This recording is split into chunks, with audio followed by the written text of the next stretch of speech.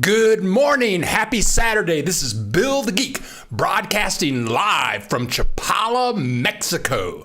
We've got some stuff for you today and glad for all you people showing up.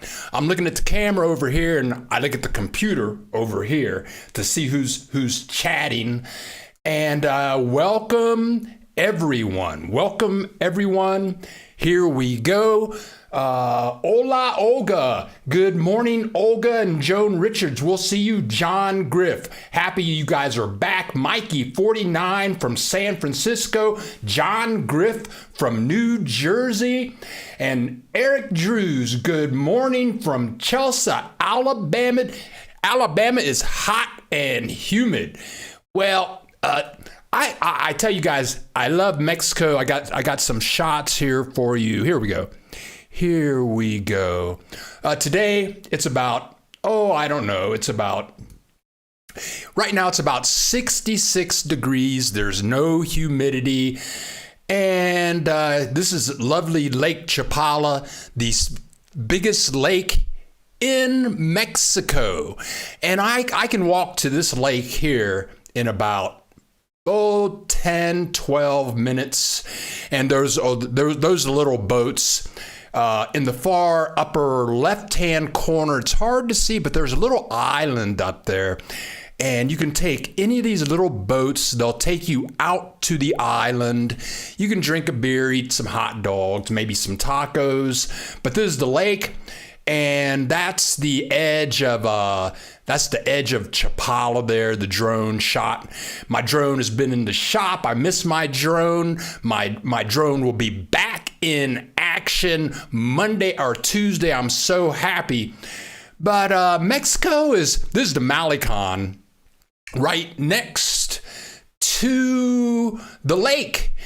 And I tell you, in Alabama, it's hot and humid. Probably in my hometown, Columbus, Ohio, it's hot and humid. In Puerto Vallarta, it's hot and humid. But in Chapala, it's never, ever humid.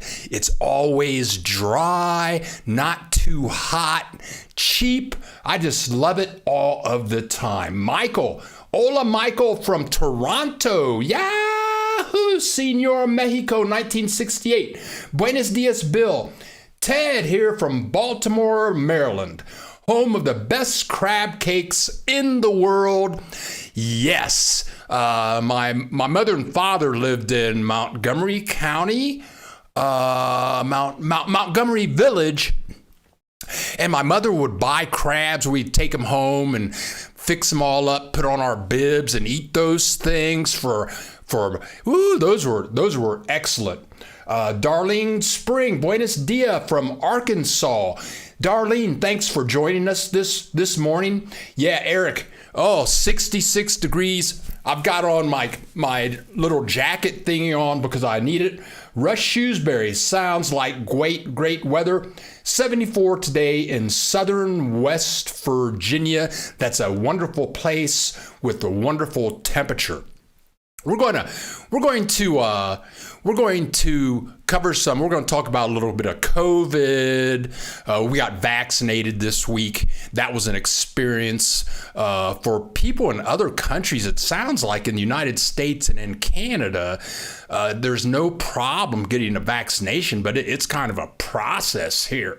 But we're going to go through a little bit of that. And what's going on with COVID in Mexico for you people that are thinking about coming on down. Katie Ibarra, my realtor that takes us around and shows us wonderful houses. We've got a new house from Katie to give you guys a little bit of a walk through there.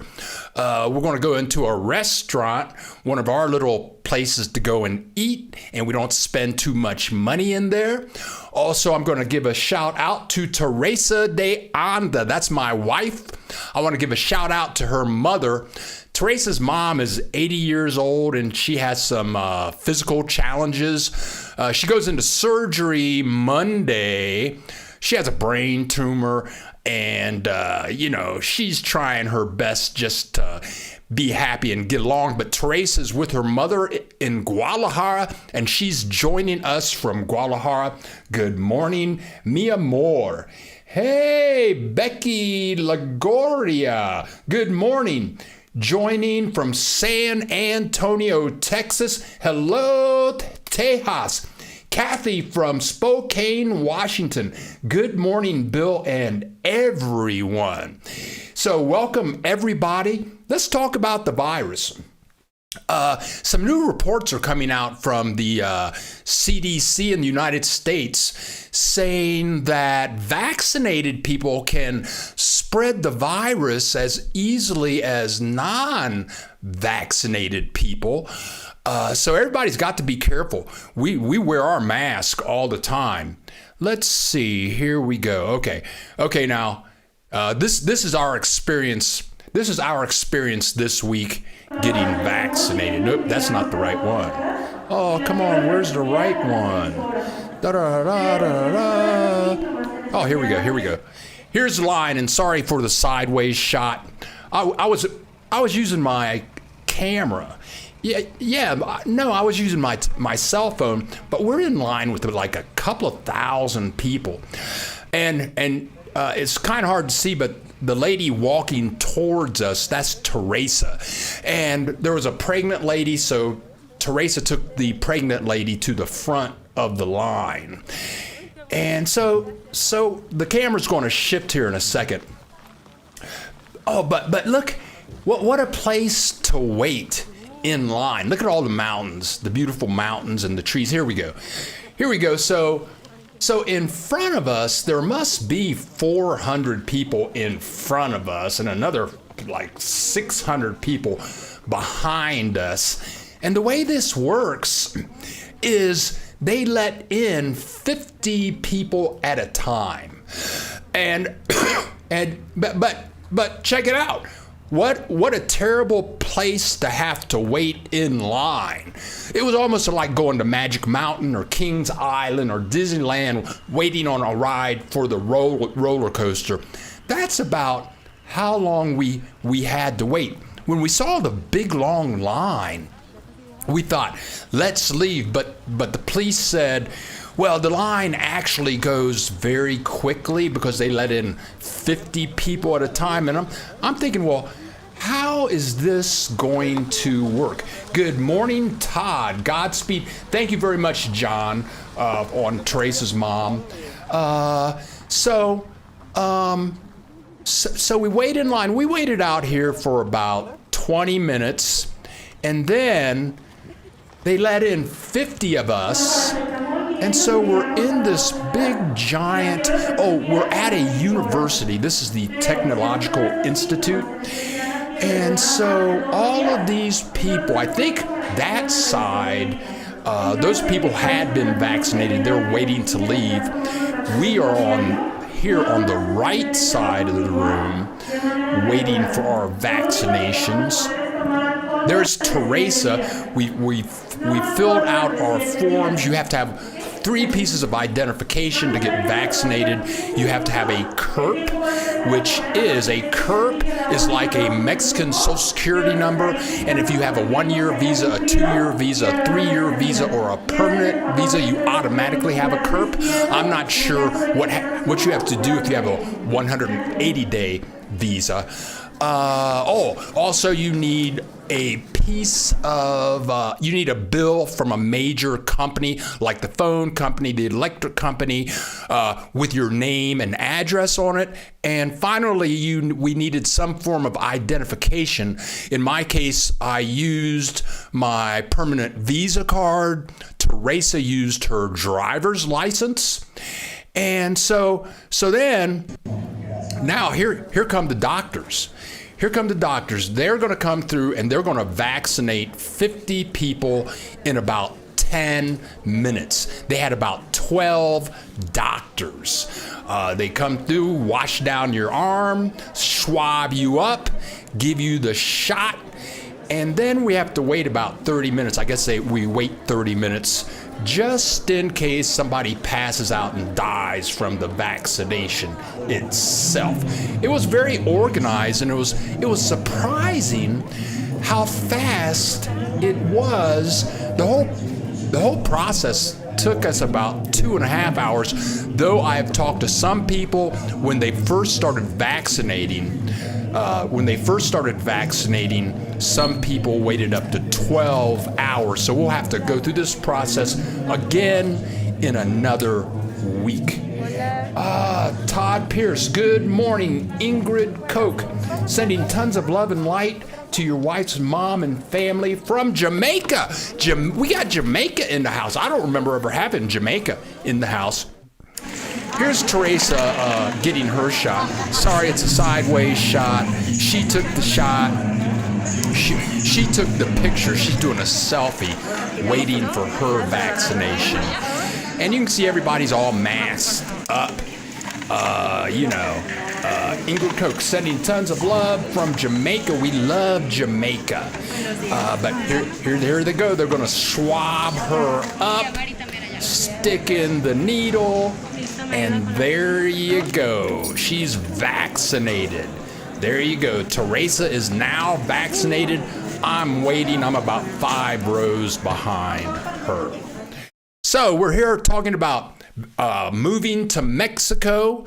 We can talk about anything you want to talk about. Just shoot over a question and what are you thinking about?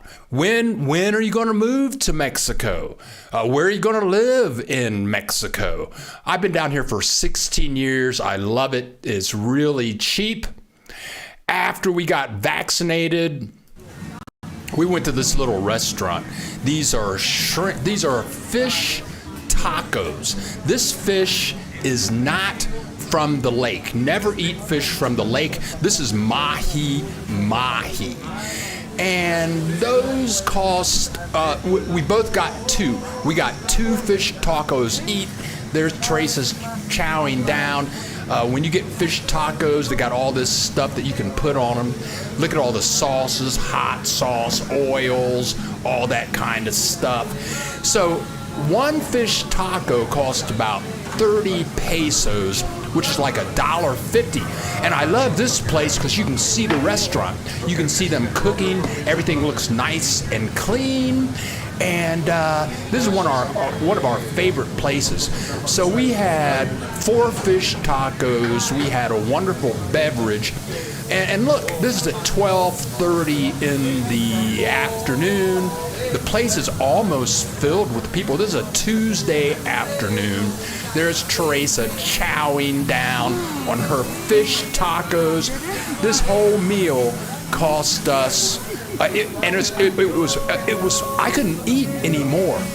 I couldn't eat anymore after that. But the whole meal cost us like $8.50 for 2 people. I'll do that. That's another great thing about living in Mexico. The food is so cheap. Whenever you go to a restaurant, you can eat all you want, and then you get the bill, and it's like $10 for 2 people. and a lot of food. But anyway, okay, that girl from Zapopan. That girl, you're in Zapopan? How long have you been in Zapopan? Teresa's house was in Zapopan. Administradores. It's near Frescoes. It was like 2 blocks from Frescoes. I'm just curious how long you've been in Zapopan. Moi, name. I have Osaka in mind to retire in 2 years. Have you been to Merida? Puerto Vallarta too? Thank you for your videos. No problema. Yeah, I have not been to Osaka. But I lived in Puerto Vallarta for 10 years. I loved every minute of living in Vallarta, and I have not been to Merida. I understand it's an excellent place, but I loved Puerto Vallarta. I lived in Guadalajara for 3 years. It was fantastic. I've loved everywhere in Mexico. I think mainly because the people are so friendly. Also, I don't talk about this much on a live broadcast, but being a African American is totally different here in Mexico because people don't seem to notice your race down here. It's just, oh, you're a little darker than us out. No problems. And I meet, I can't say African Americans, but I'm going to say I meet black people from all over the world, from like Venezuela, Peru, or Great Britain. And there are different kinds of black people from all over the world, but it's way more mellow here. When I lived in the United States, literally, I was pulled over 10 times or more in my life for stealing my own car. That happened at least 10 times, okay? The first time it happened, I was driving my little Volkswagen Beetle, and I was in Ohio in the summertime at home from Dartmouth College for the summer, and I had a Dartmouth sticker in the back of my car. So the cop couldn't believe you had a black guy driving around with a Dartmouth sticker in his car. But anyway, it's no one has ever harassed. I've been here 16 years, and no Mexican national has ever harassed me for the color of my skin. So that's another wonderful thing. If you are a person of color and you move to Mexico, it's like you just jump into the pool and everything's good, and a lot of fear and anger just drops out of your system. So whatever. Okay, that girl. Okay, so you arrived. That girl arrived Tuesday. So you've been here about half a week. You got to make it to Tlaquepaque. I hope you've been to downtown Guadalajara to check out all the cathedral, the Plaza de Arms. I loved Zapopan. Teresa lived in Zapopan. And for you people that don't know Guadalajara, Zapopan is a municipality, so it's not really Guadalajara, but you may as well say it's Guadalajara. And I loved Zapopan for 2 years. They have everything modern. They have all kinds of food to eat, all kinds of activities. And Uber is great. I had a car in Guadalajara. I rarely used the car. I would only use the car to go to Costco. But you can get Uber everywhere for really cheap. But that girl, I hope you're having a great time. Good morning from Mike and Kelly in Missouri. Missouri in the house. Thank you very much. Terry P. signing in. Good morning, Terry P. Michael, retiring to Osaka next summer. John Griff. If you're listening, can you help me with the pronunciation of Osaka? Any way you can, that would be very helpful. Anyway, Sandra B. Hola. I've been budgeting to return to the area, but I've noticed the I guess that's Airbnb rental prices are much higher for the winter fall months. I don't want to go too far out from Lakeside without a car. I'm a PR. PR, does that mean Puerto Rican? I don't know. If you can just spell that out. Yeah, the prices go up in the wintertime. That's when the snowbirds returned. And that's for all of Mexico. Puerto Vallarta, Malake. Prices go up from October 15th to October 15th to April 15th, the prices are going to go higher. The prices come down April 15th through October 15th. Yeah, so the prices are going to be higher, but still, it's going to be a good deal. Tony Williams, hello from Indianapolis, Indiana. Do you expect rental prices to go up substantially post-COVID? That's a good question. I don't think they're going to go up substantially, especially if you come in the summertime. Come in the summertime. In the winter, it's going to be a little chilly at nighttime. But I really think that COVID is going to stick around for another year. And if you come down here, you got to wear a mask. Hopefully you've got a vaccination. What the CDC is saying, many people going to the hospitals, they're getting numbers like people going to the hospitals. It's like 3 out of 5 people have been vaccinated. And I've been going to functions down here, and people will tell you, oh, I've been vaccinated, so I don't wear a mask. But people that have been vaccinated, the CDC is saying that people that have been vaccinated can spread the virus as much as people that have not been vaccinated. So, but anyway, I think COVID is going to be around for another year. So when you come down here, bring your mask. You can buy a mask, or it's way easier to buy a mask than it is to get vaccinated down here. Thank you very much, John. Thank you very much. Zapopan. Okay, I can say that. Oaxaca. Thank you, John Griff. I would have never figured that out. Oaxaca. John Griff, have you been to Oaxaca? What's that like? Give us a tip. Slow-mo Silverman from Saskatchewan. Ola, I don't think we've had anybody from... Okay, and Christine C. is in the house helping us out too. Oaxaca. Okay, I can say that. Sandra B. PR. Oh, permanent resident. Yeah. Excuse me, permanent resident. Sandra B., permanent resident. Sandra B., where are you located? Please let us know. I'm planning to be in Ahihi. Come on down, because I know it snows up there. Jill Eisenberg, I can't believe this part of Mexico is still wearing a mask when the rest of Mexico is not. It's just stupid. It's crazy. I'm sorry to hear that you got your vaccine, because it's not a vaccine. Okay, well, whatever it is, we got it, and thousands of other people got it, and hopefully because we got it, we're not going to die. Okay, so I'm just trying.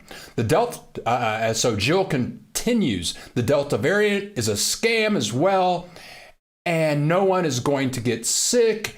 And from the it's a vaccine that is making everyone sick and killing everyone. Don't do that to yourself. Blah, blah, blah. Okay, 4 million people on the planet have died. 600,000 people have died in the United States. So it's all a hoax, Jill. No problem. Christine C. Morning, Bill. Thumbs up, folks. Christine C. Glad that you're in your house. John Griff has not been to Oaxaca. I got to go there. I got to check my map. Okay, now, let's see. Katie Ibarra, the realtor. She shared some surprising information with us this week. We went to a house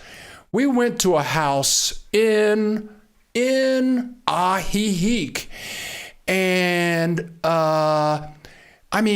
here's the neighborhood. This is Ahihi, but this is a neighborhood, and it's a very quiet neighborhood. But you can walk to Walmart in 15 minutes. You can walk to 2 movie theaters in 10 minutes. You can walk to about probably 30 restaurants in 10 to 15 minutes. And we're going to walk 1 block down to this house. We're going to go in the house so you guys can take a peek at it. But out here in the boulevard, we have about 10 saddled horses. And so you can rent these horses and ride them all along the Malecon in Ajijic. And here's the inside of the house. It's kind of like a duplex, so you can use all of it or half of it. It's an upstairs, downstairs, high ceiling, curved brick ceilings. This house is going for $300,000. And here we're in the carport. It has electric garage door. There's the garage door out there to the front. This very large downstairs patio. The house was fabulous. The guy that owns the house and his wife, he looks like Phil Collins. He plays the drums, the bass. I guess he's retired. But the place was just beautiful. And if we go inside the house, you can see it's very spacious. And this is just part of the house. I don't think I have a video. But anyway, I'll be publishing this video this week. In fact, I'll be putting this video up. Look at those ceilings. Look at those ceilings. You got it like that. Everywhere in the house has ceilings like this. Bathrooms everywhere. And but $300,000. So we put up, I think this is our fourth video that we're going to put up about housing and how to buy a house. And we had a house for $148,000. And Katie, the realtor, her information is in the description below if you want to talk about buying a house. Look how modern everything is. But she thought we were getting, we've had like 12,000 views from that $148,000 house. And Katie thought it was because it was a lower priced house, but we're getting a lot of people contacting Katie. They want to buy a house in Ajijic, Chapala area. And she's saying that people on the average are looking to spend $500,000 cash for a house. So okay, good to go. What else do we have here? Let's see. Yeah, we already got that one. Yeah, that's it. I think that's all that we have for the house. That's all we have for the house. Okay, we're back. Let's see what's going on now. Sandeep, beware. We want to visit Puerto Vallarta this September. Okay, September is a good time for Puerto Vallarta because it is 1 month before October 15th. Now, let me tell you about Puerto Vallarta. I lived there year-round for 10 years. And in the summertime, you just don't, all generalities are false, but here's what happened to me. In the summertime, you don't go outside, I would say from 10 a.m. until about 5 p.m. because it's 95 degrees and it's really humid. It's hot and humid, and this humidity can last until mid-October. And all of the Canadians and the Americans literally leave. It's like clockwork. April 15th, all the Caucasians leave the city. And it was like when October 15th hit, it's like all of a sudden, there's no Caucasians, zero Caucasians. Okay, maybe there are some, okay, but hardly any. But then October 15th, all of a sudden you're walking down the street and you see hundreds of Caucasians, and it's so different because for 6 months, all you see is Mexican nationals, people of color for 6 months. And then all of a sudden, thousands of Caucasian, and I'm thinking like, what's going on? But Puerto Vallarta is very hot and humid unless you're renting somewhere that has air conditioning, or unless you're renting a property that is on the beach. If you can rent a property that's on the beach, there will be a breeze coming from the beach every day, all day long, and you will not suffer the humidity. Or if you rent a property, or maybe you buy a property that is on the mountain, there's a place called Conchas Chinas. It's a little bit outside of Puerto Vallarta, and all of the houses are on mountains. It's a beautiful place, but they get a breeze all the time. But if you're a little in town, if you're 3 or 4 blocks away from the beach, I'm going to say from June to mid-October, humidity is a factor. Some people that don't have air conditioning, they just say they can't sleep at nighttime. It's just hot and humid. It's like Jekyll Island, Georgia, if you've ever experienced that.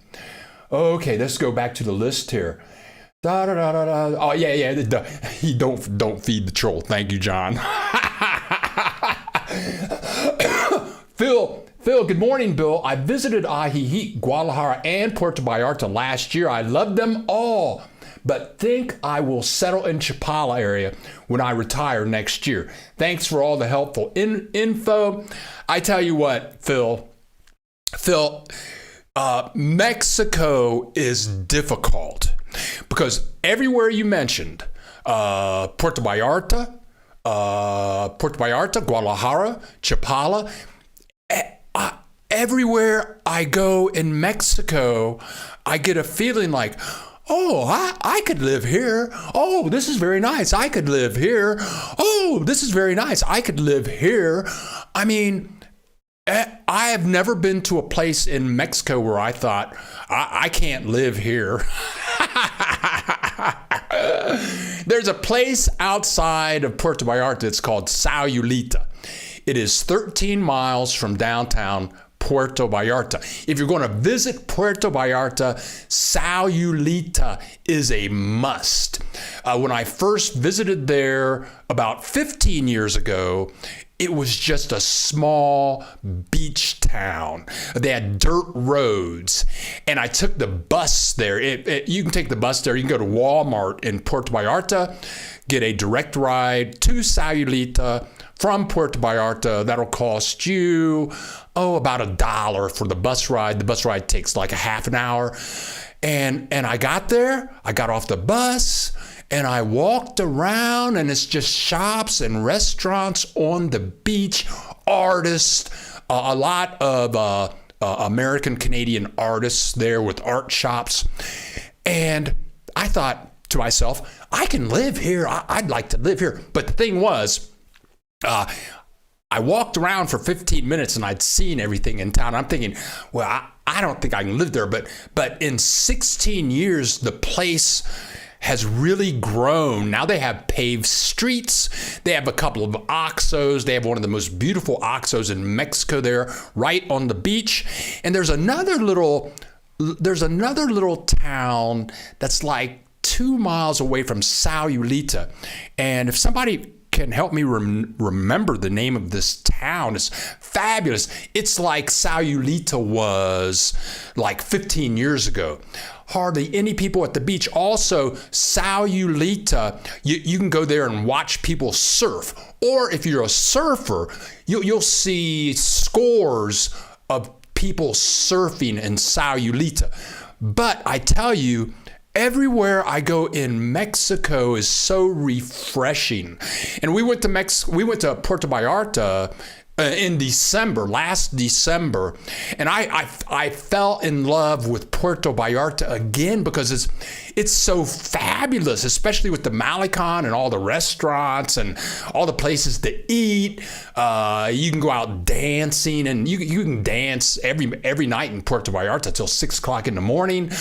But I tell you what, Chapala is a nice spot. Mainly Well, it's another place in Mexico without humidity. And I'll always say that one of the big benefits of Mexico is all of the beauty, all of the history, the beauty, and it's cheap. And the people are fabulous. The Mexican nationals are wonderful people. Okay, let's get back to the list here. Okay, I got to scroll up here. Okay, here we go. Silverman, I'll meet you there, Phil. Silverman, are e-bikes good for use in Lake Chapala? I'm going to give that a yes and a no. There are a lot of cobblestone streets in Chapala and Ajijic. When Teresa lived in Malaki for a lot of time, and Malaki is on the beach. It's south of Puerto Vallarta, and she just loved riding her bicycle around Malaki. But Malaki is almost all dirt streets, smooth dirt streets or paved streets. I don't remember cobblestone in Malaki. So as soon as we moved to Chapala, Teresa got a bicycle, and so did I. But there are many smooth roads, but in between smooth roads there are a lot of cobblestone streets, which is very uncomfortable for bike riding, or I would suppose for e-bike riding also. Now, there's a lady in our community, she has like $1,000 e-bike, maybe $2,000. She rides it every day. But I think on her journey, she avoids the cobblestone. I have seen her ride cobblestone, but for me, it's not very comfortable. Okay, Danita, Grand Rising, Bill. Thank you, Danita. Janie Hudson, good morning. We just... wow, Janie Hudson. We just drove into Ajijic. Janie, where did you drive in from? Did you drive through Guadalajara? Where did you come from? Phil, as long as I can find a decent rental in the area under $500 a month, within walking distance to shops, I'm ready to go. Yeah, 500, that's going to be 10,000 pesos. That's right in the range. In the description below, I have a link to a lady, and she specializes, her website is down there. She specializes in rentals. I think you might have to spend $600 a month to find an okay place. There are places you can find for $300 a month, but at 10,000 pesos a month, which is $500, is a lot of money in Mexico. And there's a guy down the street. He's renting a brand new house for 12,000 pesos a month. That's $600 a month. It is not furnished. Where did you drive from? Yeah, Janie, we're all waiting to see where you drove from. Silverman, ouch. I'll bring a mule then. Yeah, bring a mule or a horse. You'll love that. Bring your horse on down. That girl. Bill, thanks for sharing attorney Abaro with us. I've been in contact with him to handle all of my residency processes. I think I have Albero's email address in the description below. Albero is my immigration attorney, and he has an associate named Naomi. And they've helped me get, as many of you know, they've helped me get many visas. At least 3 visas. I had 2-year visas, and now I have a permanent visa. But Naomi and Albero are excellent. They're always on time. They know all of their paperwork. They're very they're reasonable. Their prices are extremely reasonable. So glad that you got in contact with them, and Albero and Naomi will do an excellent job for you. Pizzone B, we hope we will love the area and move in January. We have a large dog. Do you think we will have issues finding a long-term rental? Thank you so much. Yeah, Pizzone, my cousin, who is also from Columbus, Ohio, she's been here for 3 years. She has a very large dog. Ooh. But she has had no problem, but she rents a 3-bedroom in Zapopan, which is Guadalajara, and she's renting from Teresa's sister. And I think she pays about $550 a month. It's an older place, but it's in a great location, and she wants to move out of there and move to Chapala. But I think most renters are dog friendly. And if you go to Facebook groups and go to Facebook groups, like look up on Facebook, Ahihik expat apartment owners. Look that up. And most of the people renting will leave a note in their advertising saying, doggies okay. Most of them, I don't remember ever seeing one where they say no dogs. But dogs are loved in Mexico. So I don't think you'll have a problem. Okay. Okay, Pizzone B. We hope we will love the area and move in January. I got that.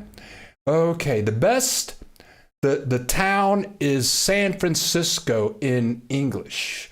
The town, San Francisco. Oh, yeah, because they have that sign, and I think Mikey 49 is talking about the little town near Sayulita. And now I remember in the town they have a little bridge, and I mean it's a little bridge, and I think it says like Golden Gate Bridge, but it's only like 15 feet long and it's arched. I think that's what Mikey 49 is talking about. CMT 63, I have a question about the water. Is it municipal, or are homeowners dependent on citizens or wells? Well, I'm going to say in the middle of Chapala, or in the very middle of Ahihik, I would say that water is municipal. In our community, which is called Nuevo Chapala, it's dependent. Our community pays, we pay a fee. We pay like 12,000 pesos a year to live in this community, and we have security guards. We have 2 gates that people can drive into. Security comes by the house every 30 minutes. But a part of that 12,000 pesos, $600 a year, is for water. So I believe that this closed gated community has a well. And let's talk about water a little bit. We never drink the water ever. I don't know anybody that drinks water in Puerto Vallarta, Guadalajara. We have 2 neighbors. 2 of our neighbors pay $20 a month for, they pay, $20 a month for water purification systems so that they can actually drink their water, but they've got all this equipment under their sink, okay? But they can, you can take showers and all that kind of stuff. A couple of things, if you're going to rent down here, this is a brand new house, and the contractor put in these pressure things. So, and we have a very good water heater. So the water comes out very hard because of this compressor. We had to replace the water compressor system.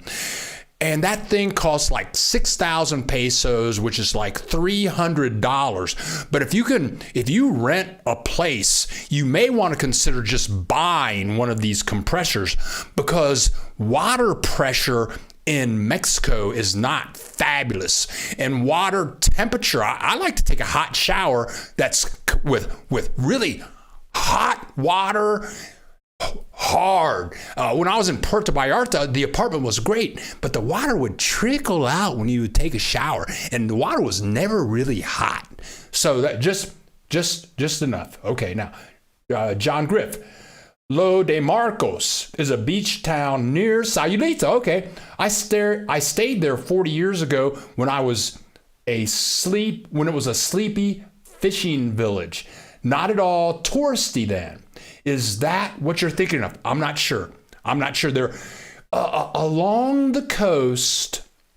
Like if you take the bus or if you drive from Guadalajara to Puerto Vallarta, there are many, as John Griff says, sleepy villages.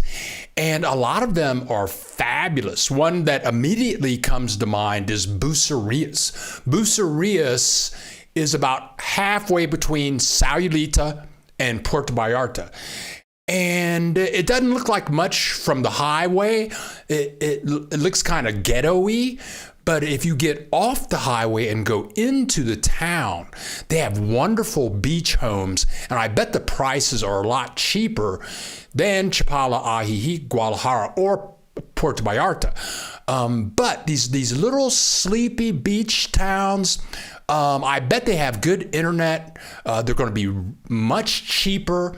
And you can always take the bus or Uber if you want to go into town and have a good time, just walk around. But there are a lot of little sleepy beach towns. And if you can find them, they're cheap and beautiful and right on the beach. Okay, here we go. Let's see what's going on over here.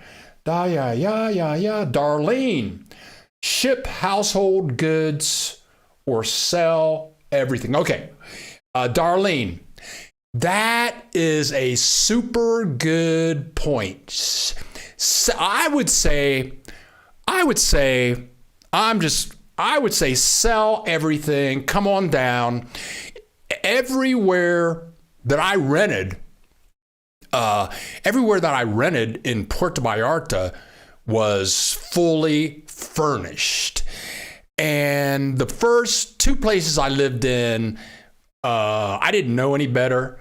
They were very tacky. I mean, they were clean and they were fully furnished, everything that you could ever want. Toasters, microwave, sheets, forks, glasses, all that kind of stuff. But the furniture was really tacky. But when I first got to Mexico, I thought, oh, well, this is how everybody in Mexico lives.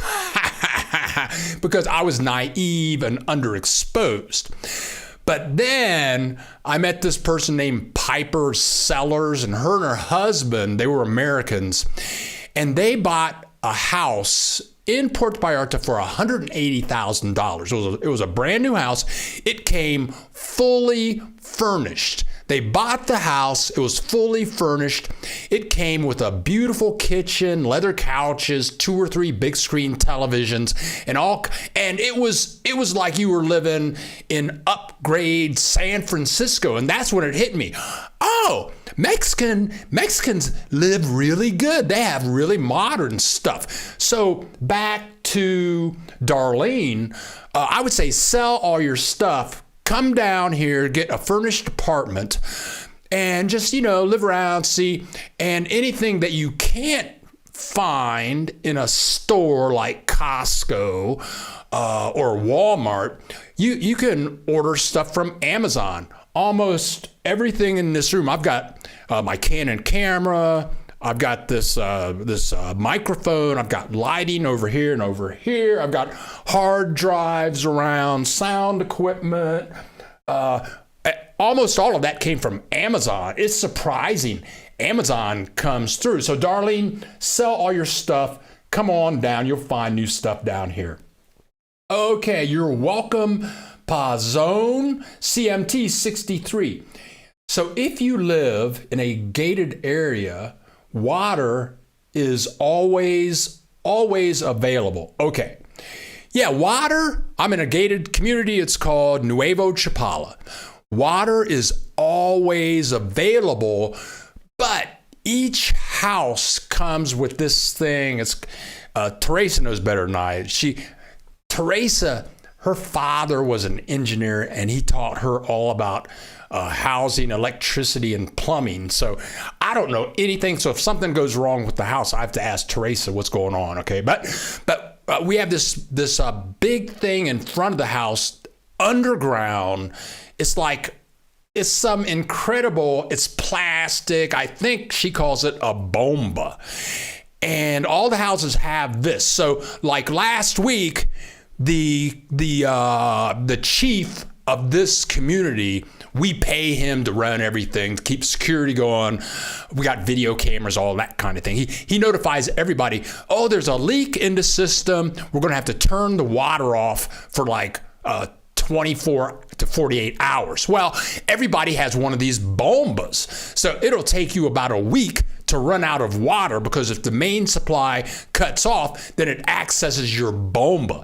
And these bombas are getting bigger and bigger and bigger. And they're these big plastic water containers. I've seen them as big as Volkswagen Beetles and twice as tall. And they put them underground, so you always have an external water supply. Now, something about Zapopan, that's crazy. Now, that's the municipality controlling the water and the electricity.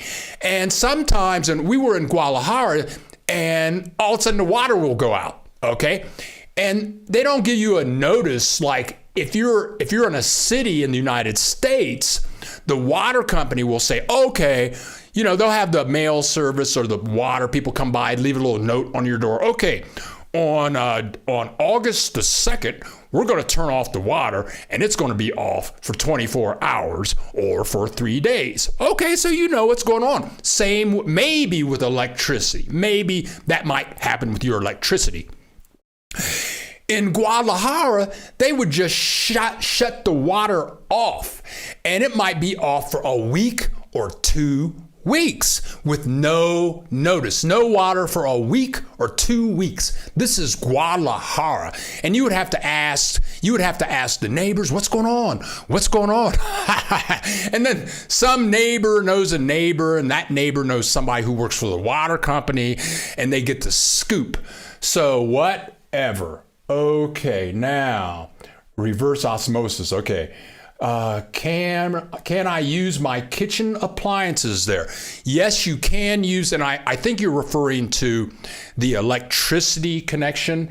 Yeah, the electrical hookup, and I think it's called 120 volts, is the same as in the United States. So your toaster, your microwave, your blenders, all that stuff is going to work fine. I've got I have like 2 surge protectors. All my computer, my Mac is all plugged in, all of my lightings. It's all United States, Canadian electricity. Yes. Okay, very good. Gladys. Good morning, Bill and Teresa. Gladys. Oh, Gladys. All right, hey, okay, Gladys. Gladys just moved here from Chicago with her husband, Chris, like a week ago or 2 weeks ago. Let us know how it's going, Gladys. They made kind of like a last minute decision to come on down. They came down. Now they're living in Ajijic. Are you loving it, Gladys? Is it working for you? Is it working for Chris? Okay, CMT 63. We love to cook and want to be able to use stuff like our mixer, blender, and food processor. We have all of that because Teresa is a cooking freak, and hopefully you have an Instapot, because we've been using the crap out of the Instapot. But yeah, we've got our Ulster coffee maker that we turn the timer on, so we have fresh coffee every morning. But all that stuff will work to you just fine. Yes, your tool, CMT 63, Teresa can relate with you. Darlene, thanks for the information. Glad to be of service, Darlene. CMT 63, okay. So a bomba is a cistern. Okay.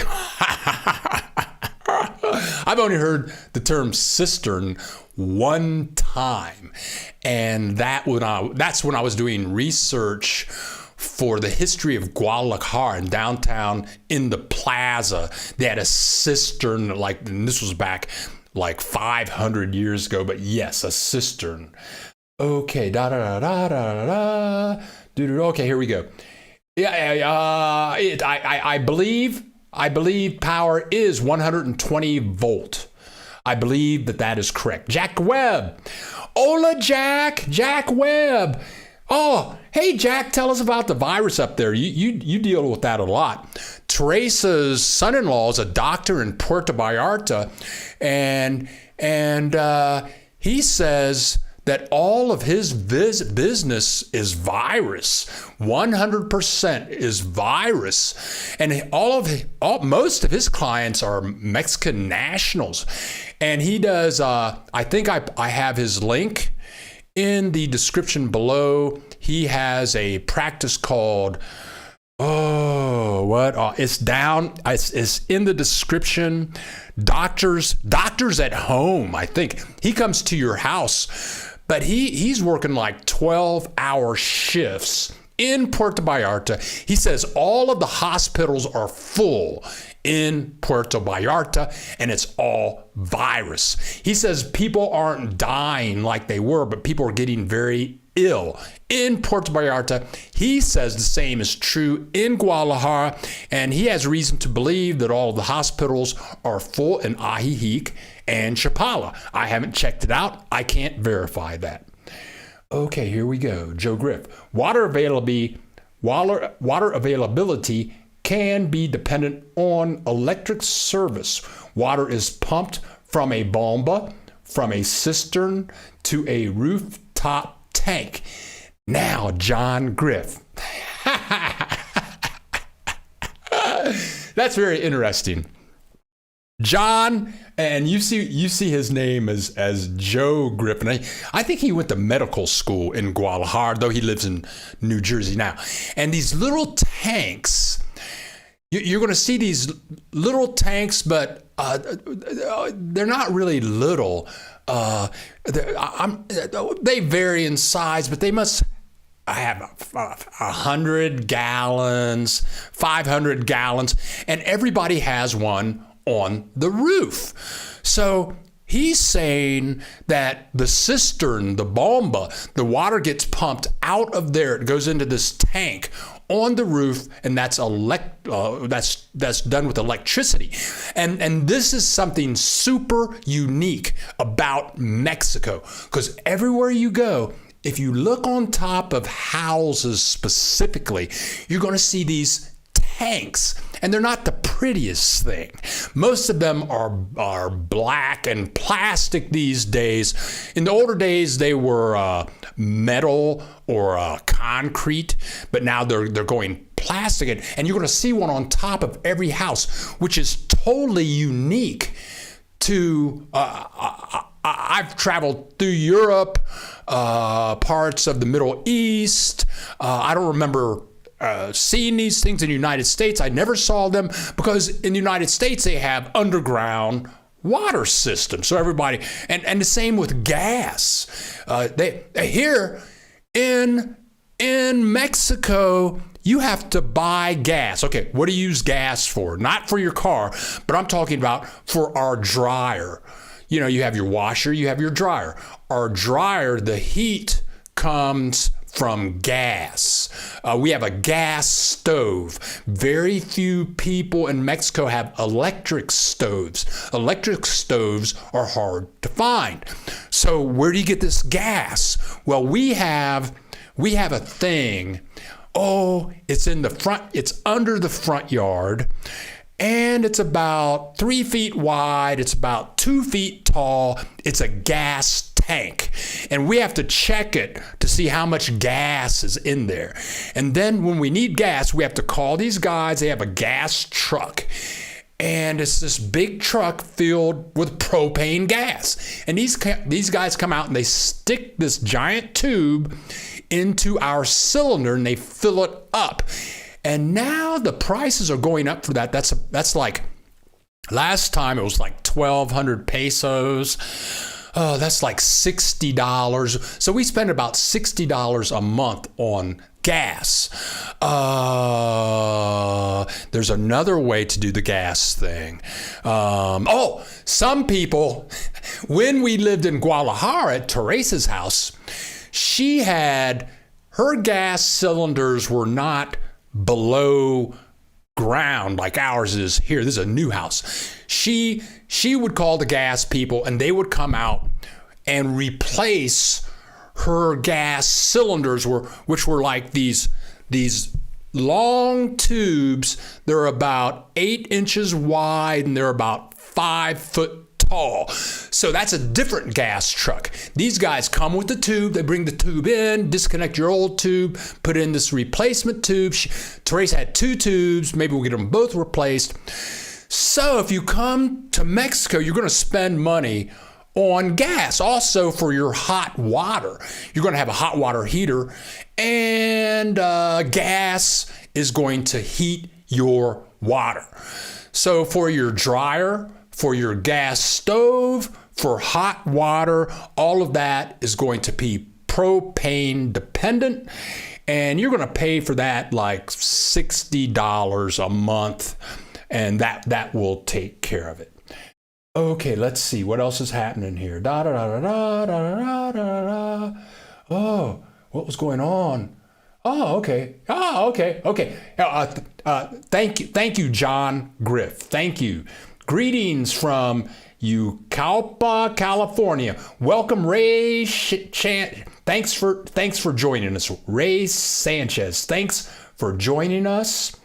Let's go down. We were wondering what was going on the houses. Yep, that's what it is. CMT 63. That's exactly what's going on. Monsoor, how much do homes cost? Oh, that's a good one, Monsoor. That's a good one. I'll tell you, this house was brand new. They just finished construction, and I like it. If you go, it's a beautiful house. It's 3 bedrooms, 2 baths, has a backyard, high ceiling, kitchen, living room, dining room, all attached in one. We have a deck on top of the house. Brand new. We bought this house for $130,000. Brand new. Great hot water. Water pressure's great. We're in a gated community. Okay, we did a video, Katie Ibarra and I, and Katie's information is down below in the description. We did a house, we do house videos. There was a house 10 minutes away from here. It was $148,000. Beautiful house. That house is like 3 years old. We did a house this week, and I just showed the video not long ago, but I'll just dip in just a little bit of this house. Just a little bit of this house. This house here is in Ajijic. This house is selling for $330,000. It's beautiful, right near Ajijic. Let's go in the house just for a little bit. I don't know if all this furniture comes with it or not, but this is $330,000.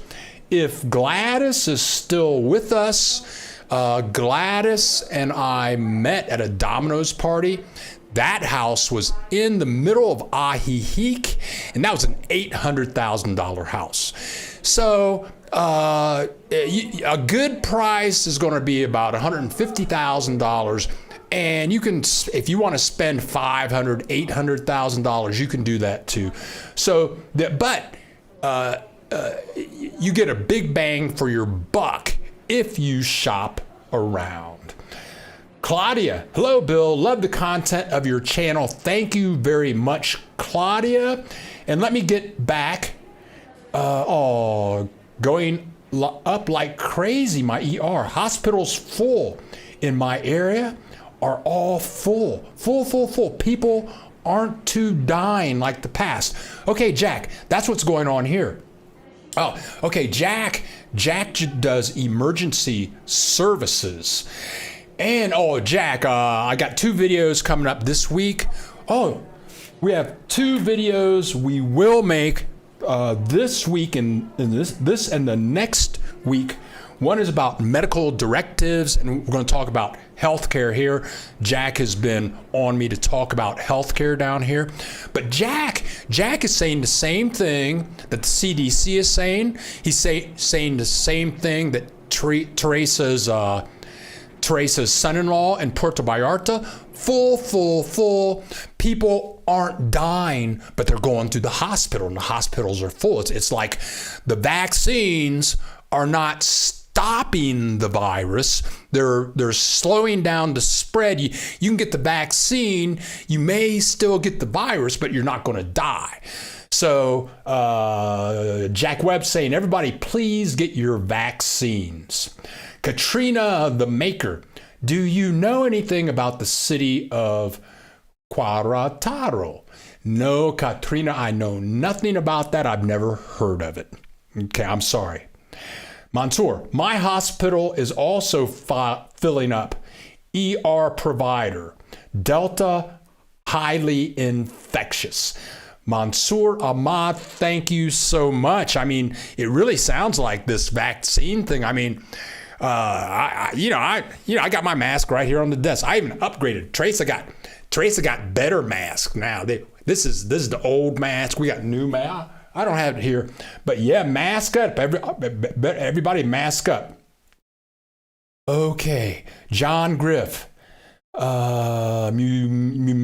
Municipal water empties into your underground system. Provide a reserve supply. Very good. Yes, it is pumped to yes. John Griff, very knowledgeable about Mexico, and we appreciate your input greatly. CMT, appreciate your input greatly also. My husband will not, CMT 63, my husband will not give up his tools or every dang screw or nut he has in jars. Okay. Yeah, and the place, I keep talking about this $800,000 house in Ajijic. The husband does woodwork. He does like everything that is woodwork in their house he has made, and most of this stuff that he has made should be in the Smithsonian Institute, and they turn their garage into a woodworking place, and he's got all the woodworking stuff I can't even imagine. But yeah, hold on to your tools. Andy Phoenix, do you have good mail service and delivery of packages there? Ooh, that's a good one. I'm just going to say never use the Mexico Postal Service for anything. I file taxes every year in the United States, and I send all my stuff through DHL. There are many places you can, for Federal Express, DHL. There's one place, if you can find a place called Super Lake. It's right. Everybody in town knows where Super Lake is. Ah, here we go. I've got their business card right here. It's called ISO Shop Mail. I don't even know if this will work. Is that going to get focused there? There you go. Right there. There's all the information right there. Do they have an address? Yeah, there you go. There's the address, phone number, the whole deal. They've got everything. There's the phone number. This place you want to know about. This place is right between Ajijic and Chapala, right down the street from Walmart. And anything serious, like I had to get a birth certificate before we got married from the state of Ohio.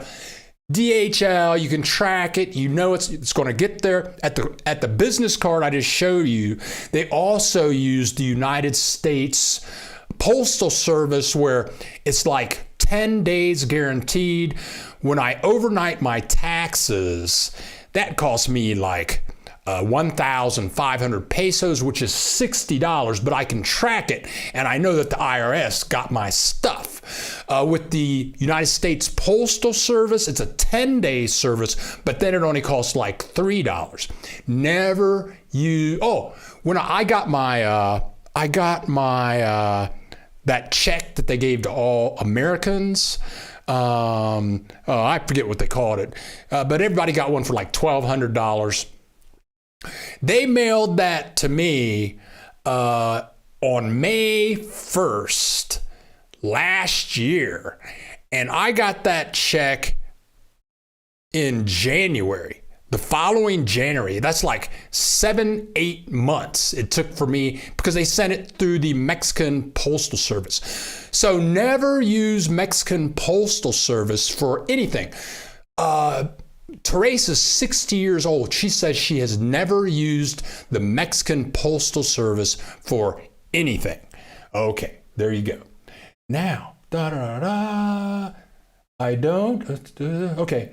CMT 63. I don't want to hear fireworks all the times. Is Chapala quieter than Ajijic? Ooh, that's a good question. Ooh, Chapala. Chapala has its quiet times, but twice a year they have these festivals. And these bands will play till 3 or 6 in the morning.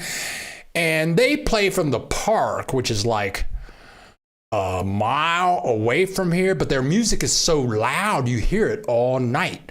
Sometimes they're having festivals a half a mile away, and their music is really loud. There are contractors working across the street.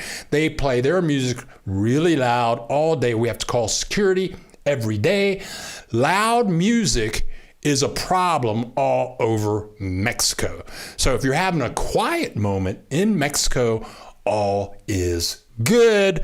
Most of the time it is quiet, but when it's loud, it can be very annoying. And if you call the police won't do anything. The contractors won't turn their music off. It can be very noisy and very annoying in Ajijic and in Chapala. It depends on where you live. And if you're thinking about Puerto Vallarta, check out the bar situation. If you're going to rent in Puerto Vallarta, go view the house on Saturday night at 9 o'clock, and you'll get an idea of what's going on, or even 10 o'clock. And the main Catholic church right downtown, they play their bells all day. They start ringing their bells. They're a mile away. We can hear their bells wake us up. Not only do they have bells, but they do this thing where they shoot fireworks off, usually 4 or 5 at a time. It sounds like something's being blown up. Boom, boom, boom, boom, boom, boom. I don't know what relationship these fireworks have with God, but they do these at 6 o'clock in the morning, 6:30 in the morning. Boom, boom, boom, boom, boom. That's very annoying also. So there's a lot of noise in Mexico. I don't know how to avoid it. Now, here we go. Florida's crazy with COVID now. Okay. We never quit wearing masks. Okay, yeah, hang on to your mask. Don't go out. Just go out and buy food, and that's it. That girl, what are some tips for finding a doctor? Okay, you're in Zapopan. Tips for finding a doctor. Ooh, you're in Zapopan. Ooh. Okay, that girl.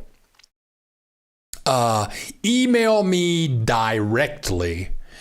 Email me directly, and I can email you the email address of my health insurance agency.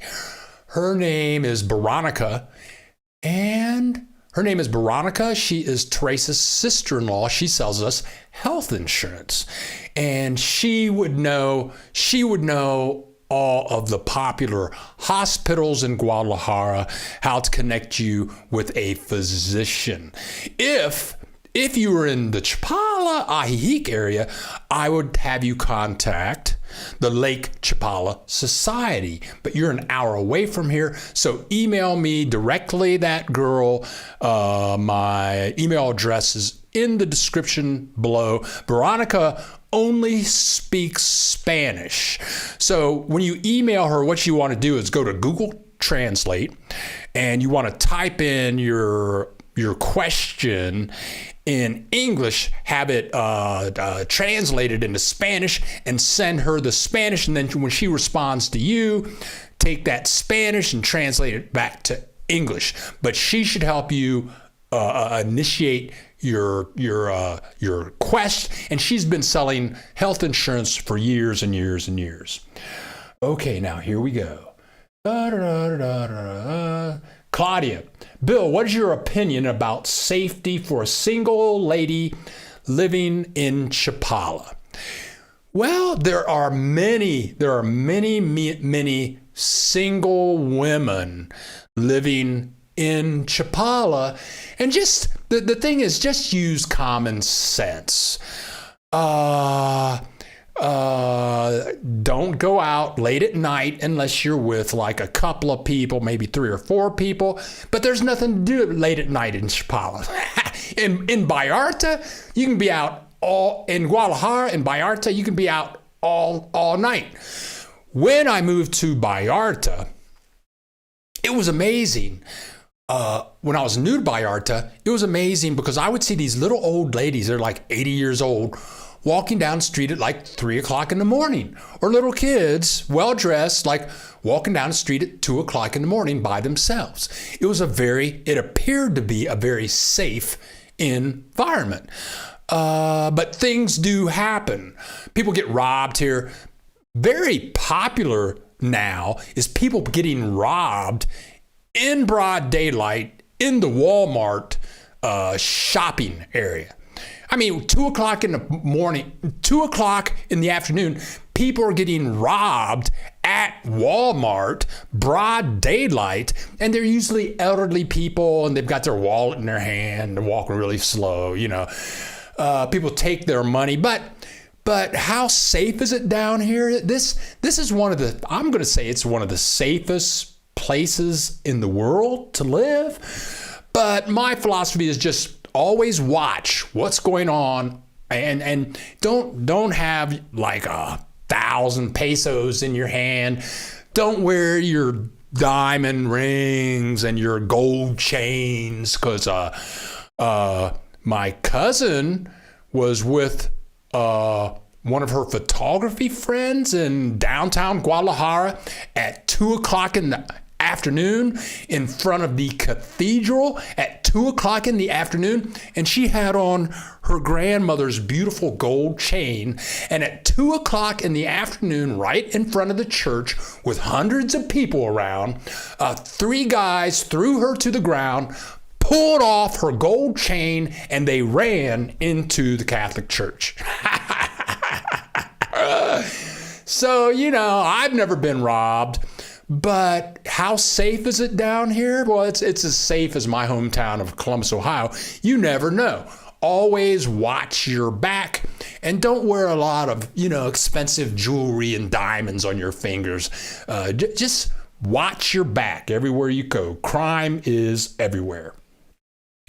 Okay. Can you file taxes online to avoid mailing it? I just like paper. Okay.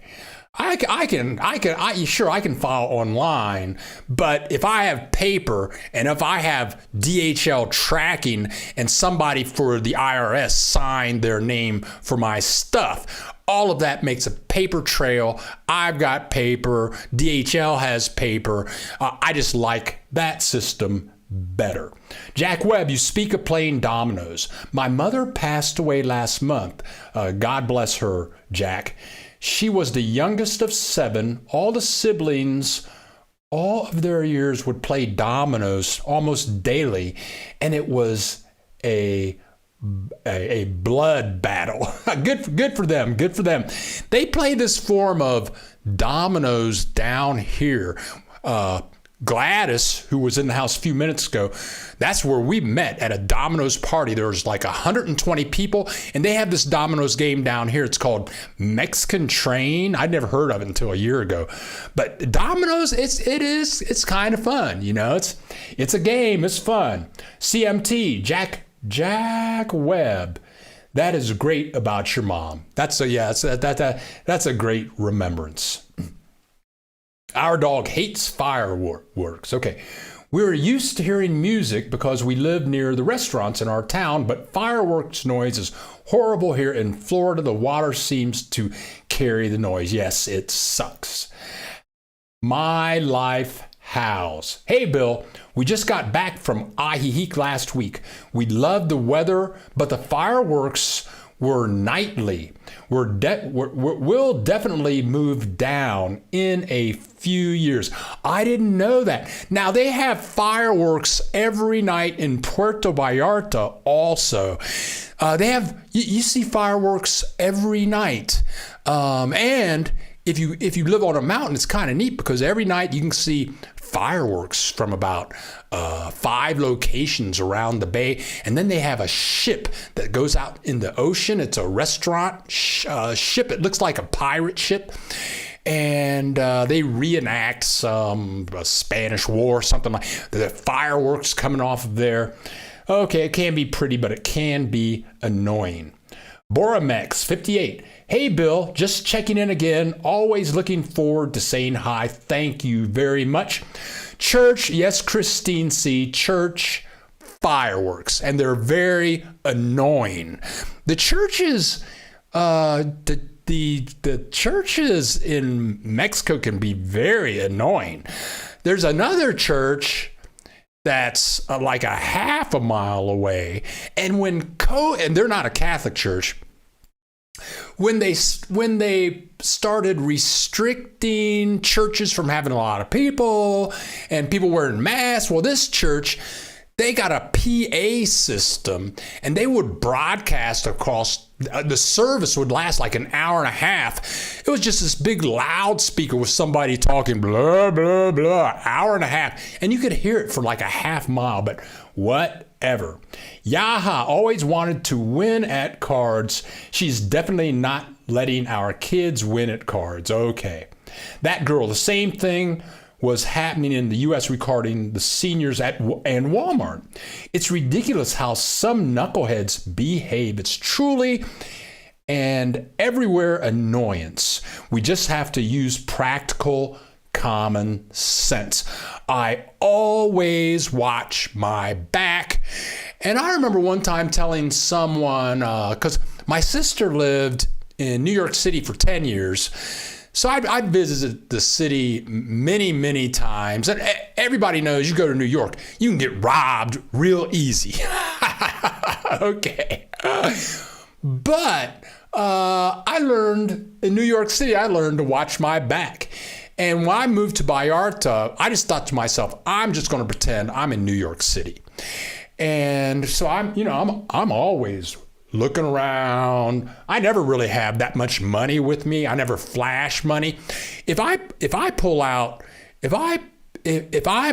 at 7-Eleven and I pull out like $15 in pesos, which is 300 pesos, Teresa will look at me. She'll look at me. Put your money away. Put your money away.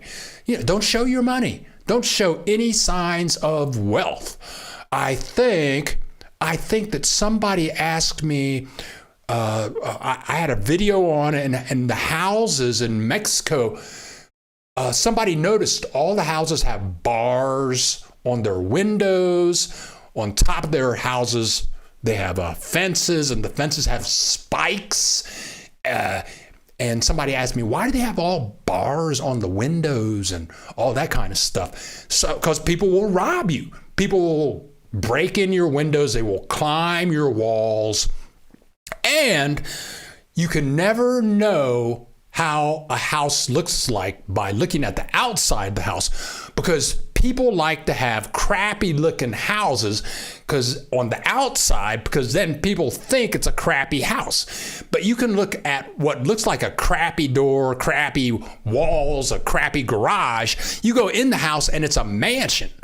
But people hide their wealth down here because there's a lot of crime. There are a lot of people living in poverty down here that just want to live a little better. Okay, and the average per capita income down here is $9,000 a year. That's not a lot of money. So yeah, just watch your back wherever you go. REO Speed Dragon, howdy REO. Good morning, Bill. No questions today, but love your show and insight. Keep it up. Thank you very much, REO. Melvin David, hi Bill. Great content as always. What's your thoughts on visiting Mexico City? Well, I haven't been to Mexico City in about 40 years. Mexico City is kind of like New York City or Los Angeles. I have no desire to go to Los Angeles. I would like to go to New York City. I'd like to take Teresa to New York City, but it's just so expensive. Teresa has relatives that live in Mexico City and love Mexico City. They wouldn't live anywhere else. Man, when I visited Mexico City years ago, it was a fabulous place, and Teresa wants to take me to Mexico City. Now, the thing is, Teresa and I speak Spanish. Teresa was born in Mexico City. She has relatives in Mexico City, so we would have a place to stay. We speak the language. She knows a little bit about the city. As far as living there, I don't know. I have no desire to live in a big city. Maybe if I visited there and checked out the various places you could live, maybe that would change my mind. So I haven't been to Mexico City in a long time. Teresa has nothing but good things about to say about Mexico City. Her family that lives there loves Mexico City. They would not move away. So I have to look and see. Sorry, I can't answer that more directly. Okay, REOs. Okay, I guess I do have a question. I know Mexico is quite Catholic, but how tolerant are the locals towards other religions or lack of religion like atheist, Jewish, Muslim, etc.? I'm going to say that Mexicans are pretty open to other religions that are not Catholic. It surprised me that in Guadalajara, there were a lot of Hare Krishnas. They have a Hare Krishna center. Teresa's son dated a Jewish girl for years in Guadalajara. There are a lot of Jewish people that live in Guadalajara. And there are a lot of Course in Miracle people in Puerto Vallarta, Guadalajara, in Chapala.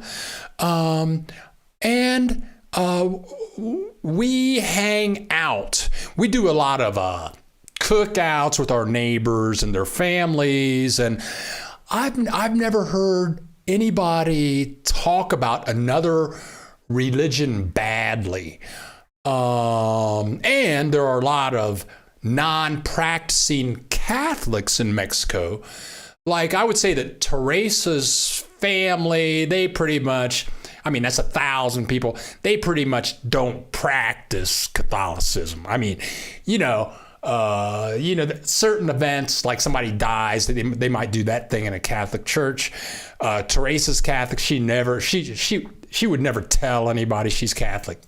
So yeah, I'm going to say it's pretty open. Also, Guadalajara has a huge population from China, Japan, and India. They have a lot of people from India in Guadalajara coming with those religions, and from China also. So I'm going to say Mexican people are very open, very open. Claudia from all places you had been was your favorite one? Claudia, I can't answer that question. Every place I've been in Mexico has had a touch of magic.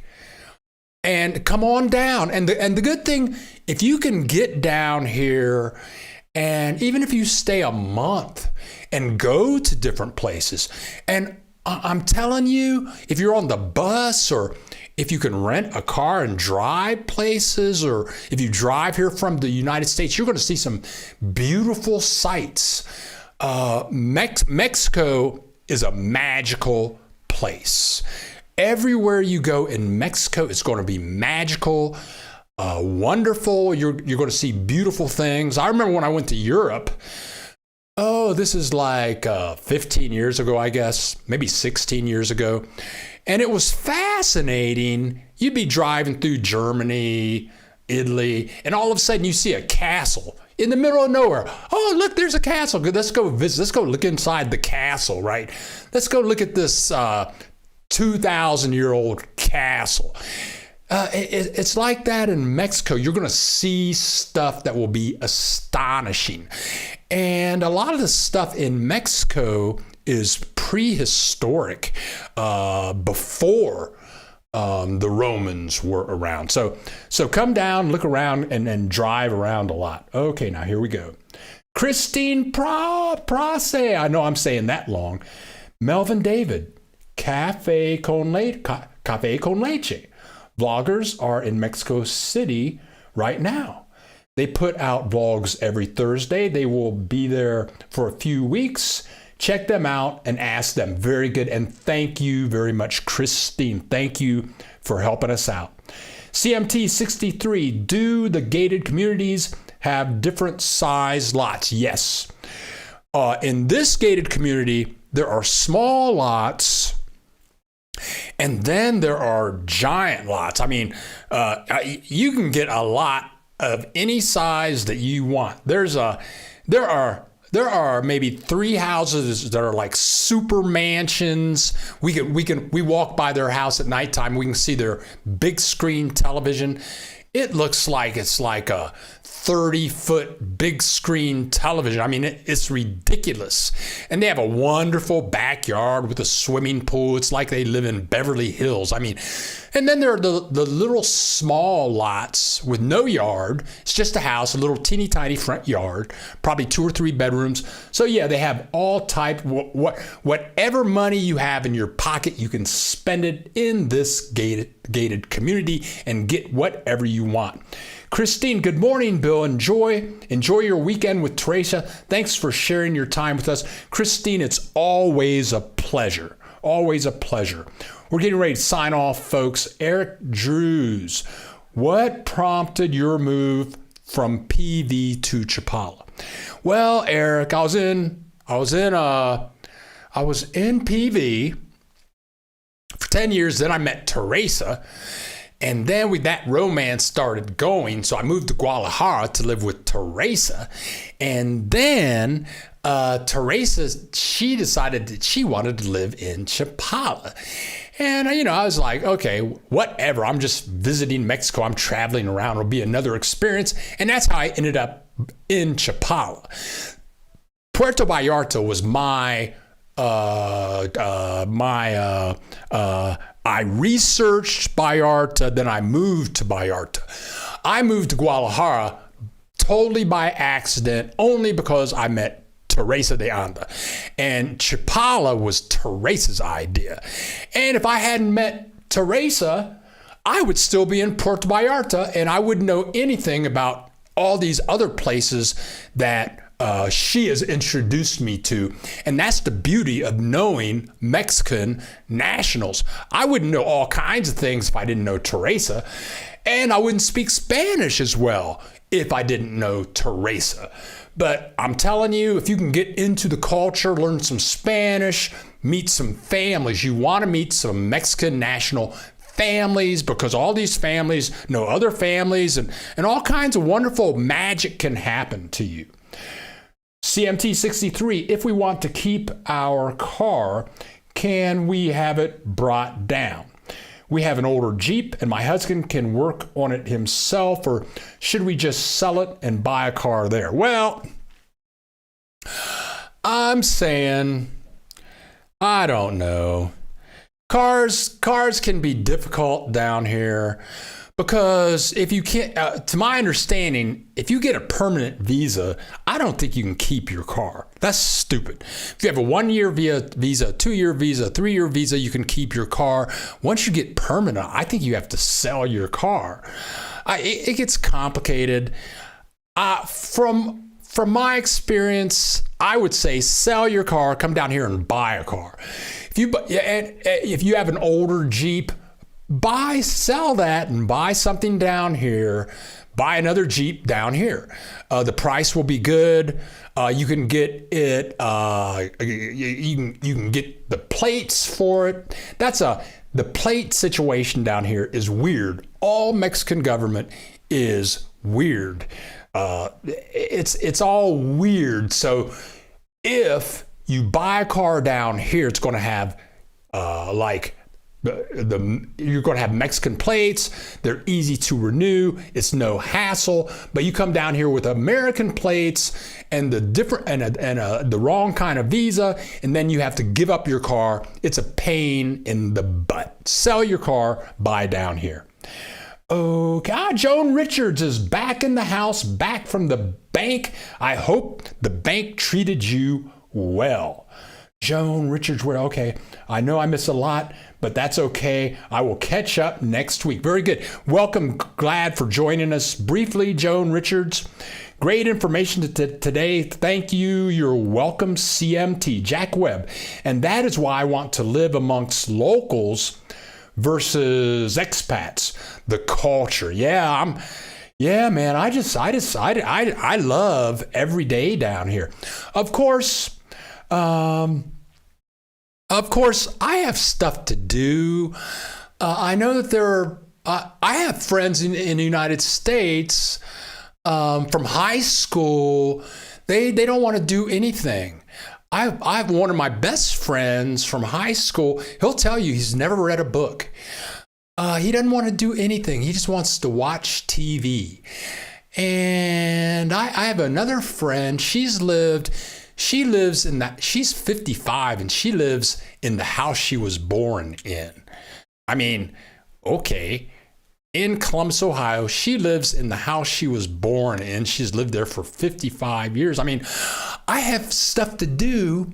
I like to go places and meet people, but if you have things to do, if you like to read, if you like to do art, if you like to write books, I like to make videos. I like my computer stuff, but you come down here with stuff to do and then you meet some people, you go some places. It's a fabulous place. Fess up, Bill. You know you were going anywhere she was going. Yep. That's what it was. Where do you want to live, Teresa? It didn't matter. You're right. I would go anywhere today. If she says, let's move, blah, blah, blah, blah, blah, blah. Okay, because I don't have anything. I mean, now I have furniture. Before I met her, I didn't even buy any furniture. All I had was computers and some clothes. But now we've got like couches and refrigerators and desks and tables and all that. But we have a house. But I'm on a tour.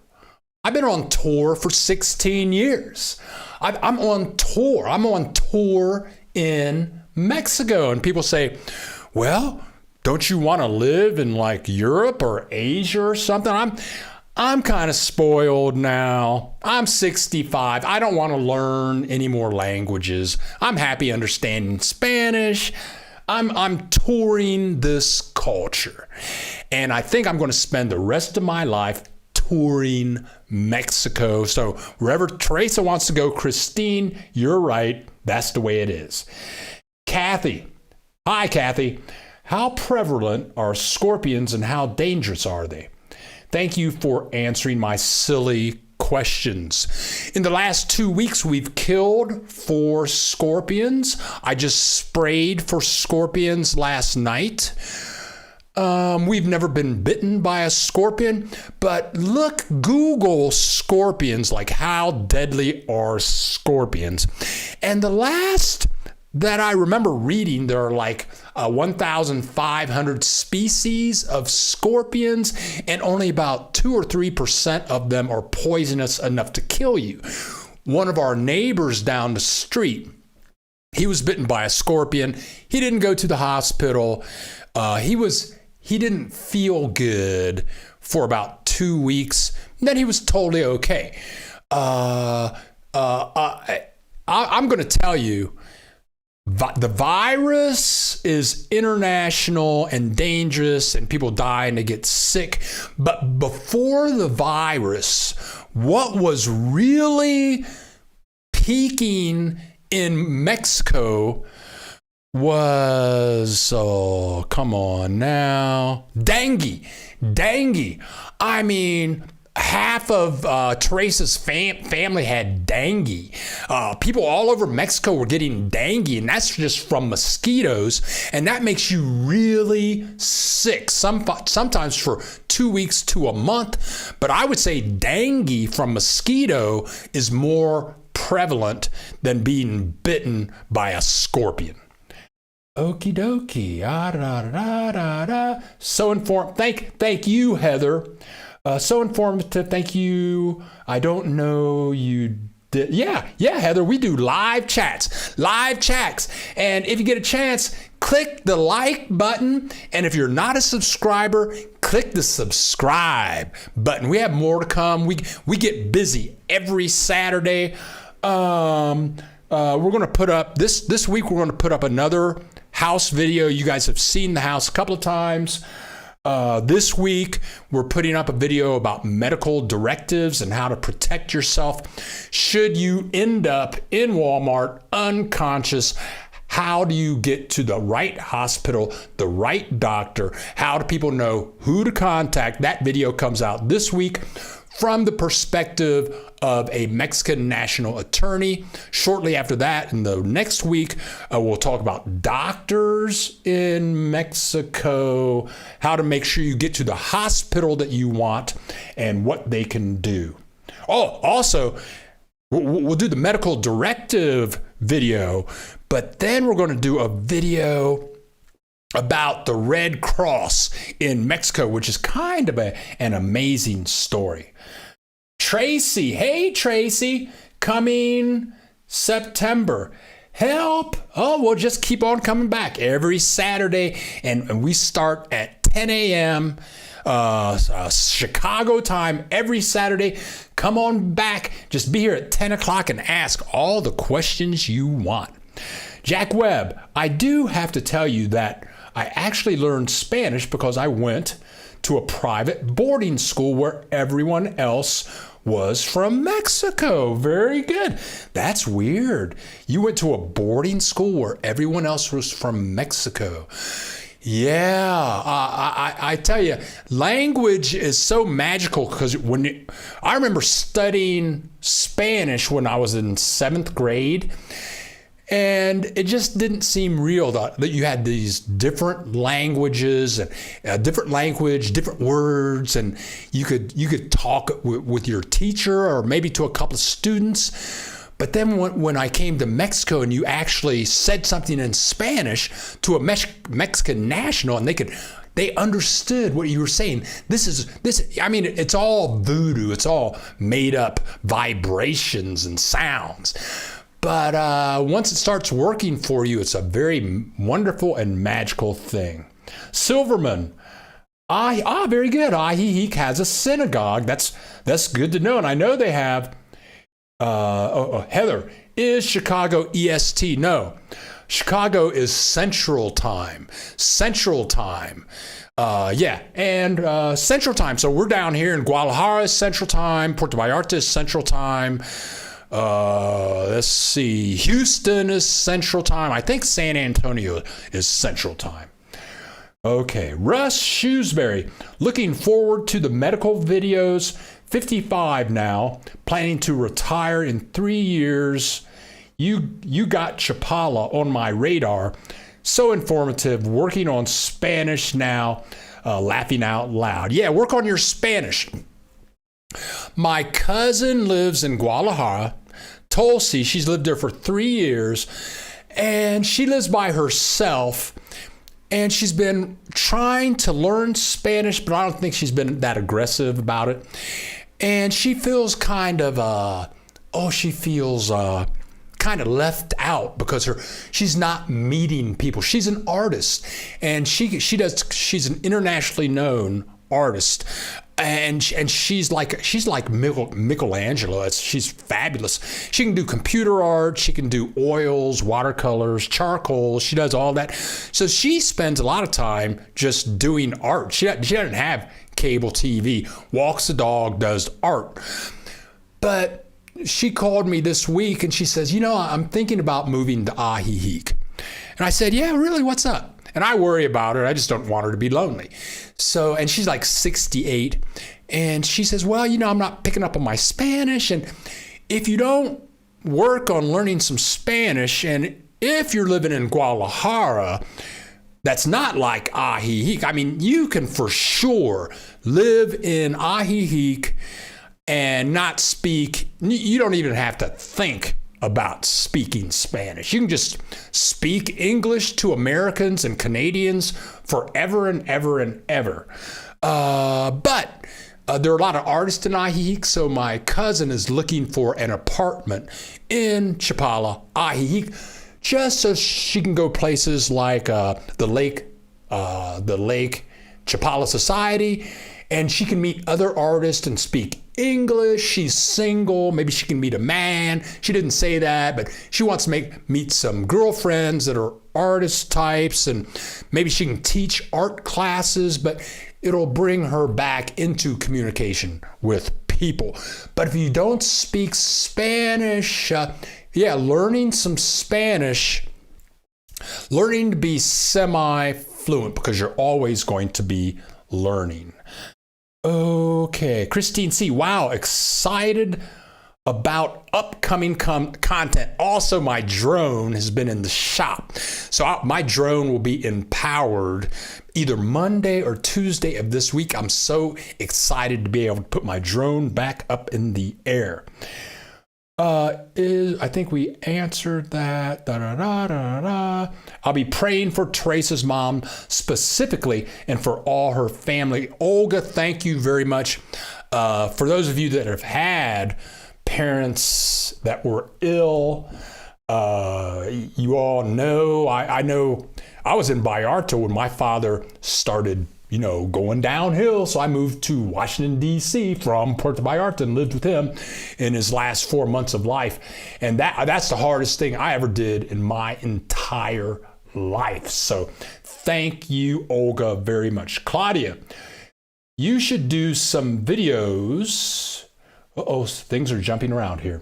You should do some videos to teach basic Spanish or live lessons. Now, that's an idea. I hadn't thought of that. For those of you reaching out, and if you're looking for a private Spanish teacher, Teresa's cousin is an attorney in Guadalajara. His name is Alejandro. His contact information is in the description below. He teaches one-on-one Spanish classes. He's an immigration attorney. He speaks like 5 languages. Very good, very on the up and up. If you take regular Spanish classes once or twice a week, that'll help you out. You can do that with him one-on-one. Claudia, that's a good idea. Maybe I'll teach some Spanish classes online. Heather, I'm 57, work in fitness, and would like to retire, but continue to teach aqua fitness for seniors and continue to do online personal training. Not sure this is a sane plan. Okay, Heather, I've made all my money online living in Mexico for 16 years, and I taught online exclusively for about 11 years. All my clients are in the United States, Australia, Great Britain, but I taught how to do web design, all that kind of stuff. So if you know SEO, you can make that happen. If you move to the Chapala Ajijic area, there are people that need your services. Now, I don't know about the aqua fitness. I don't know what the availability of pools are here in Guadalajara. You can pull that off. They have pools there. I don't know what the availability of water places to do the aqua fitness. But as far as online personal training, you can make that happen here. You can have your clients in the United States and Canada, as long as you know search engine optimization, which I know very well, and I do teach that. Okay, yes, from Mexico. I've been teaching online and making money online in Mexico for 16 years. And I've never made any money in the country of Mexico. All my clients are international outside of Mexico. Okay, thank you to everyone who has been offering information during this broadcast. Well, folks, thank you very much. Thank you, folks, for showing up and sharing information and for asking questions. We have a lot more to come in the very near future. This is Bill the Geek. Love you all. Thank you guys for coming. CMT. Also, can people in your neighborhood have private pools? Yeah, people in my neighborhood do have private pools. That's no problem. You can have those put in, or you can just buy a house with a pool. All right, you guys, I'm getting ready to sign off. It's getting hard to talk. Love you guys. See you hopefully next week. If you haven't subscribed, hit the subscribe button, and also hit the like button. If you have any energy in this finger that you can use, click that little like button. Claudia, there is a vlogger named Aru Paul. He gives YouTube Spanish lessons. Very good. He's lived in Mexico with his wife for about 6 years. Very good. See you next week. Thanks for getting back to me. Tracy Peterson. Thank you. Claudia, you guys are all very... Peace out, John Griffin, New Jersey. Thank you for your always helpful tips. This is Bill the Geek signing off. CMT 63. Thank you. Love you. Adios, amigos.